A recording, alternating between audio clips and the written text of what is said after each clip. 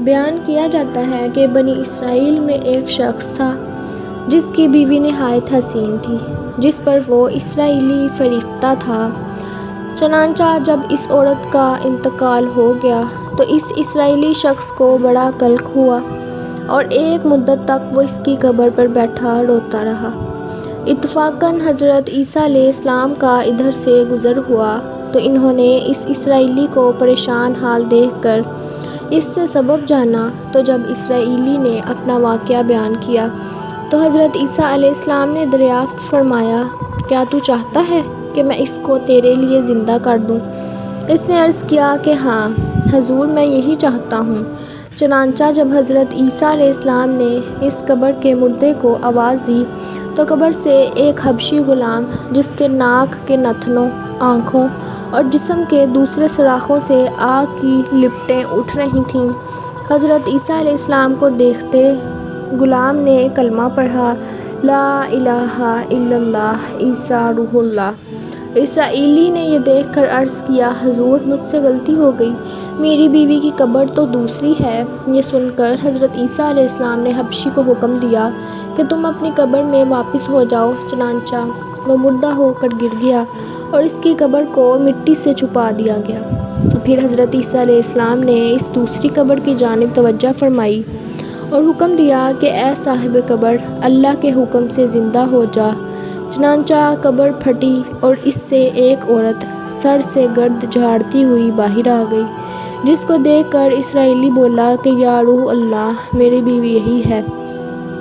پھر حضرت عیسیٰ کے حکم سے وہ اسرائیلی اپنی بیوی کو ہمراہ لے کے واپس ہونے لگا، مگر عرصے سے جاگا ہوا تھا، اس لیے اس پر نیند کا غلبہ ہو گیا۔ اس نے بیوی سے کہا کہ تیری قبر پر گریہ وزاری اور بیداری نے مجھے ہلاک کر دیا ہے، اس لیے میں چاہتا ہوں کہ کچھ دیر آرام کر لوں۔ بیوی کہنے لگی کہ ہاں، آپ آرام کر لیجئے۔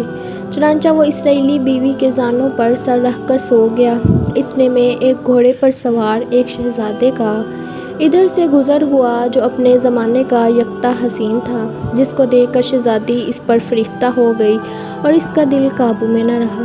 اس نے سر زانوں سے نیچے رکھا اور فرط محبت اور غلبہ عشق سے مجبور ہو کر شہزادے کے سامنے جا کھڑی ہوئی۔ ادھر جیسے ہی شہزادے کی نظر اس پر پڑی، وہ بھی اس کو دیکھ کر اس پر فریفتہ ہو گیا اور عورت کی خواہش پر اس کو اپنے گھوڑے پر بٹھا کر لے گیا۔ چنانچہ اس کے شوہر نے بیدار ہو کر جب اپنی بیوی کو نہ پایا تو نہایت پریشان ہوا اور اس کے ملنے کی تدبیر سوچنے لگا۔ سوچتے سوچتے آخر اس نے نشانہ قدم پر چل کر اپنی بیوی کو تلاش کر لیا، جو شہزادے کے پاس پہنچ چکی تھی۔ اس کو دیکھ کر اسرائیلی نے شہزادے سے عرض کیا کہ یہ میری بیوی ہے، آپ اس کو چھوڑ دیجئے۔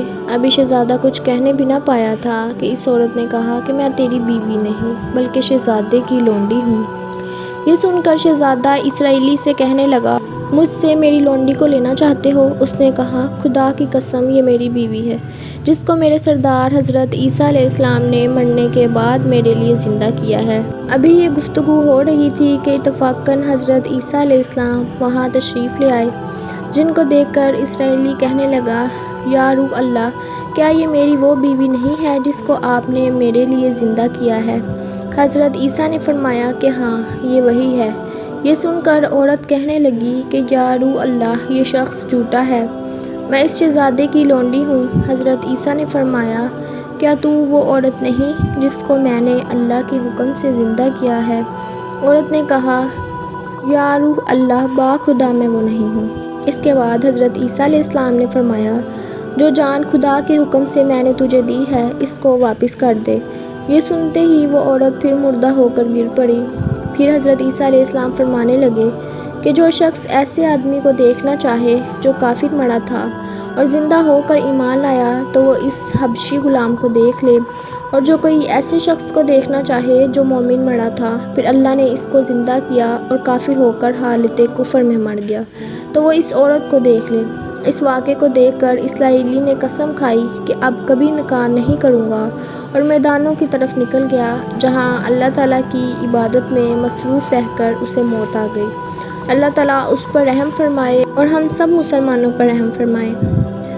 مجھے اپنی دعاؤں میں یاد رکھیے گا، اپنا بہت خیال رکھیے گا۔ ملتی ہوں آپ سے اگلی ویڈیو میں ایک نئی کہانی کے ساتھ۔ تب تک کے لیے اللہ حافظ۔